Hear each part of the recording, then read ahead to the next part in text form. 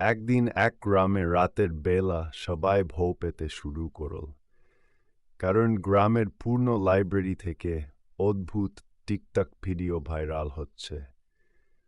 কেউ জানে না কে বানাচ্ছে। ভিডিওতে দেখায় একটা ভূত নানা স্টাইলে ডান্স করছে। গ্রামের সবাই ভাবে লাইব্রেরিতে টিকটক ভূতের বাস। তখন আসে 28 বছরের বাচ্চা রাফি। এ একটু বেশি ইন্টেলিজেন্ট আর ওয়াকিং শেখে ইউটিউব দেখে। সে ঠিক করে ভূতের রহস্য ফাঁস করবে। সঙ্গে যোগ দেয় তার বন্ধু নিপা আর রোহান। তারা তিনজনে মিলেই একটা ভূত ফাঁস মিশন চালায়। রফি ভূতের মোবাইল হ্যাক করে দেখে ভূত আসলে একটা পূর্ণ এআই রোবট এক বিজ্ঞানী রেখে গিয়েছিল। ভুল করে ইন্টারনেটে কানেক্ট হয়ে গেছে আর এখন নিজেই টিকটক বানাচ্ছে।